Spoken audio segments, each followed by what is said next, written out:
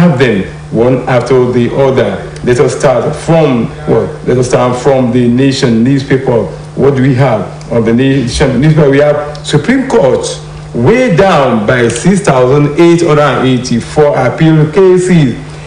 Let us look at the riders before we do the analysis of the story.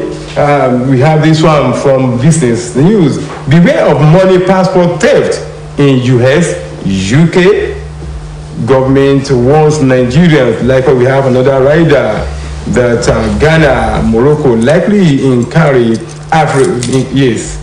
Africa's flag to round 16.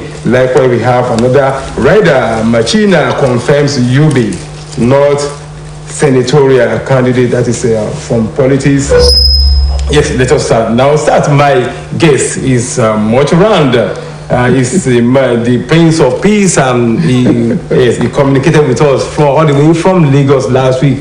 And did a very good analysis of all the papers that we reviewed last week. We are congratulating you, and we welcome you back all the way from the former Federal Capital Territory, that's the Lagos State. Welcome, sir. Thank you, sir. That's Prince Ajayi. You are welcome, Prince Sunny Ajayi. Let us now take the way now from the Nation. Let us look at the Nation. The Nation, that is about court. Supreme Court weighed by 6,884 appeal cases. Is that negative or positive in the? Well, I think it's both. It depends on the way we're looking at it. Because at the end of the day, the court is the last hope of everybody now. So if there are cases in the court, I think it's good. Instead of taking laws into our own hands, I think it's okay. That's what I'm saying. It's not here, nor there. But the most important thing is that people now realize that it is better to go to the court than to take laws into their own hands. Okay, I want us to look at this one from the federal government on business. Beware of money passport theft in US, UK. Government warns Nigerians. Okay. I had our Minister of Information, last night, trying to warn us. I think it's good. Every nation is warning its citizens, as regards the happenings that they may not be aware of. And so it's now up to the citizen to take precautions. But I hope it's not a tit for tat, that the American government warned us the other time, and so this time around also we're giving it back to Europe and America. So if not, I think it's good, and I think we expect more of that. The government is becoming more responsive. But when you look at the issue of these cases, are we up to the task? Yes. Because when you are from foreign land, because you live many years in that. Yes. Are we the way they are doing in that place? Are we set to do it? Then what about the saboteurs? We're not set to do it, and that's one thing about it. Because I remember when I got to Europe, I spent my early years there. I remember that they themselves were just developing, and then today they've gone to the moon, they've gone to the space. They're now doing space tourism and what have you. And so, but it's unfortunate that what they don't have, we have, and what they have, we don't have. And what they have, we don't have, is a bane of our problems. And what is that? Efficient, effective, well-prepared, iconic political leadership. What don't they have? They don't have all these mineral resources that God bless us with. Aside from Russia, there's nowhere in Europe that can match Nigeria in resources. In terms of, talk about gold, talk about crude, talk about everything. Many of them don't even have any. Japan does not even have any steel at all. And look at the cars in Nigeria, almost all of them are Japanese. So for me, I think what we need to be grateful for now in our country is that leadership that can be able to take us beyond the space. That is the only thing that is lacking. So for us now to start comparing ourselves with them, I think we've been making mistakes. But I always tell my people that where they were 200 years ago, that's not where we are. Where they are now, that's where we are. Because the mistake they made in the past, we're not going to make those mistakes any longer, but rather, it is where they are now that we will be. But unfortunately, we lack only one thing, which is very systemic: leadership. At the top topmost political, landscape. That's what we like. On the day we are able to get it right, Nigeria will be one of the greatest nations on the planet. I want us to look at that is from blueprints, because this one affects each and every one of us. About education, half salary, federal government says the ASU is saying pay us or it's mother of all crises. ASU wants federal government from blueprints. Well, can we still have another strike? I don't think so. I think they're trying to go beyond Nigeria. I think they try to work on the conscience of the global community. I think they're trying to talk to us to interrogate the situation and say, look at it. We have refineries all over the country and they're functioning. I bought fuel 235 naira per liter. Even some places 260 naira. Yeah, Osbc, and not too far away from here. And then we have refineries that are not functioning, and those guys are being paid. We have a steel rolling mills, the largest in Africa, that is just, not doing anything, and those guys are being paid. So I wonder, and they're not going to make up all these periods that they were not working and they were being paid. Unlike the university lecturers, we have to make up all the semesters, we have to make up all the sessions for these students to get graduated. And again, why these students were actually not in class, the lecturers were still working. Some of them were going to various researches and this and that and that, and the rest of them, which will now impact positively on these students. Besides even that, some of them also were so kind and they were so people oriented that they were running off-campus classes, online classes, for their students. I remember when she joined them before, they never missed a semester. Yes. They were doing it, and later they said, okay, listen, we are state government-owned, tertiary institution, and then we are being paid this and that. Well, our conscience goes with our colleague, but our morality stays with our people. And so for me, there are so many universities also who are still teaching their students, even though they are announced official strike. So for the federal government to now come over and say, oh, listen, when they were not working, they won't be paid, I don't think it's good. You cannot casualize, professorial works. You can't do that. And it's unfortunate in this country that where we need to have the highest educated person, that's where the Constitution recommends the most illiterate among us. That what does it take to become a president of a nation called Nigeria? Primary 6 certificate plus 10 years experience in what? It could be in thuggery, it could be in anything.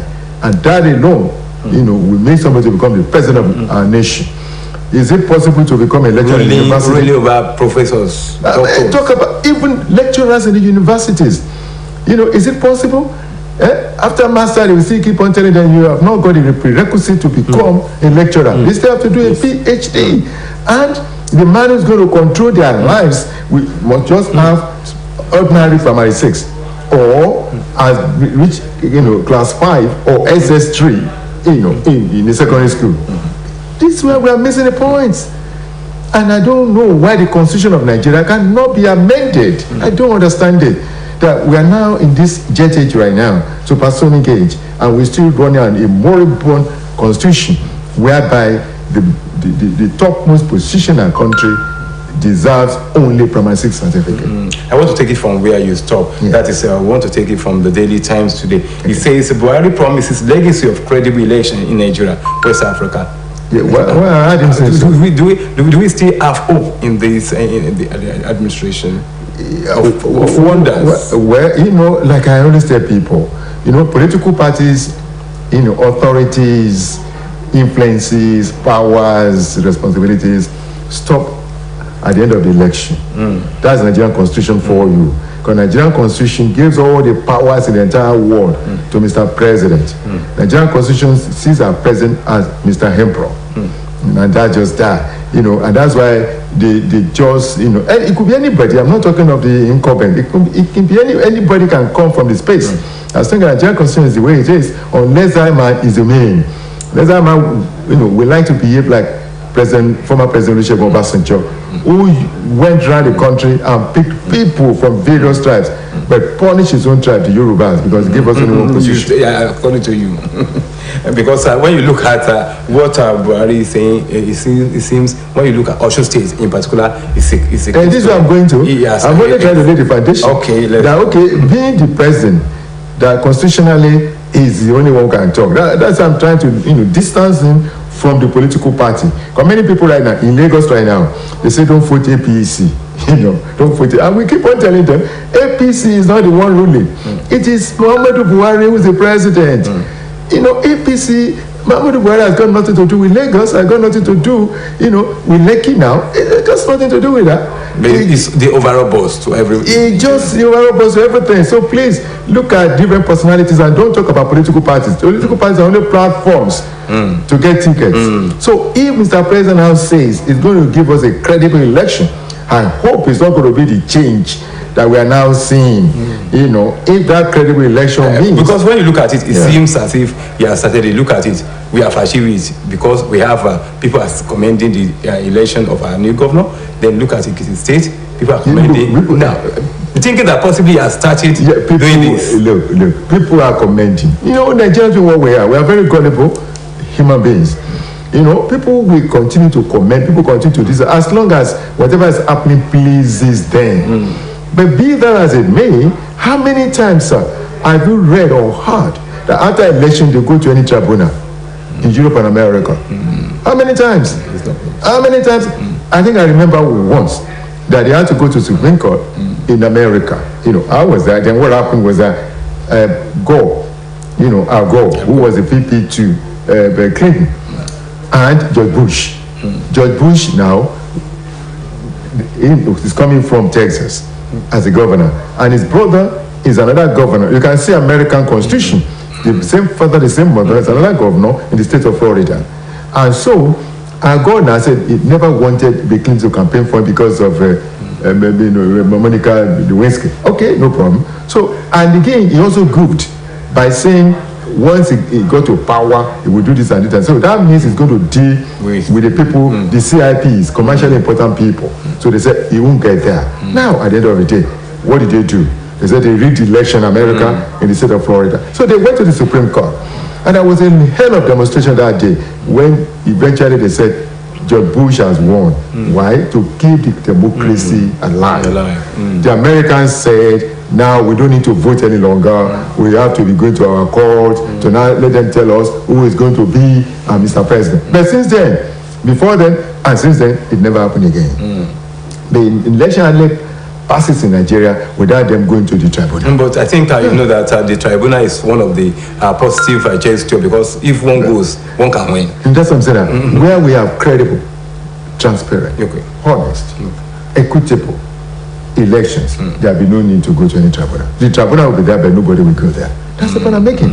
But right now, the judiciary is the last hope of the politicians. That is one of the benefits of democracy. It is one of the problems of our country. Because if people are still getting justice from the court, then that means that there is hope. There's hope. There's hope. I want us to look at this. And congratulations to our new governor. Yes. And then we wish him all the best. Yes, it's a testimony to the ideal democracy. People's voice has now come. Now, let us look at it from the Daily Times, from the court appearance. We are in perilous time. CJN warns. What are the signs? What are the signs that are we progressing in judiciary, or we are? Look at if you can have something like this from the CJN.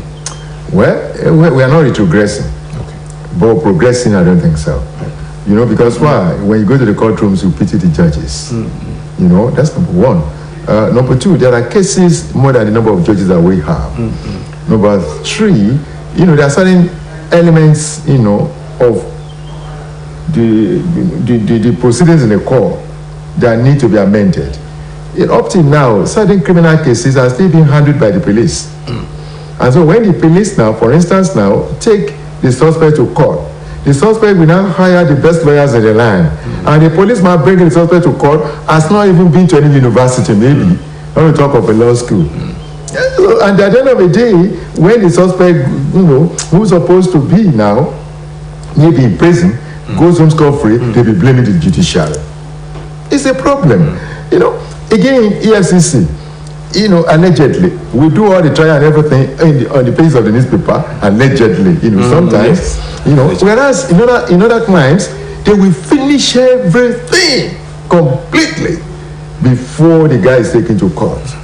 So these are some of the reasons why, the number one, justice of our country is talking out. And we hope that in his own time there will be series of reforms left, right, and center, and the executive will be, we allow him to function, because the judicial officers are doing the very best they can, within the limited resources. If you get to court, you pity them. Sometimes there will be no light in the courtroom, the air conditioner will not function, and these are people who will start to be in complete robe. And these are the people who, when others are sleeping, they are still reading. Because as a judge, they have lawyers, before them, they have people before them, and the whole world is watching them. This and that, and the media is there. And they are deciding human lives. Deciding human lives, and they themselves will stand before God Almighty, the day of judgment. God is not going to exonerate them. Thank you. I want us to look, because this thing affects everybody from the Nigerian Tribune. It says petrol sales as high as 260 naira per liter in many states. Yeah, you're a victim of this thing. I'm a victim of it right here. I'm a victim of it, and it's so saddening. It's so sad in the sense that people like us have been talking that, look, in the state of Texas, Mississippi, and the rest of them, where they have all these, crude oil in abundance in the state, and they control the crude oil on their own. But then, do you know what? Apart from the mega refineries, they have modular refineries. Small ones. We've been talking, don't destroy this one in Niger Delta region. Rather than criminalizing those people, try to give them education. Formalize them.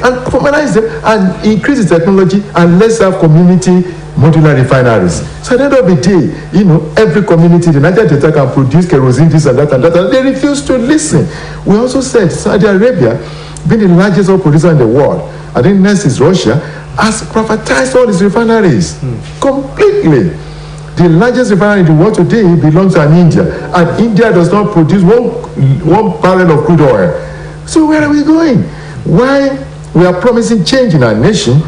The small country called Niger, during this our own regime, beat a refinery. I wouldn't be surprised if Nigerian crude oil is now being ferried or taken to Niger, for refining. It's a shame. It's a real shame. So for us, this and that is a shame. But again, when we look at it critically, Nigerians are the people that know how to adjust their lives. If they sell it today, for 100 billion, Nigeria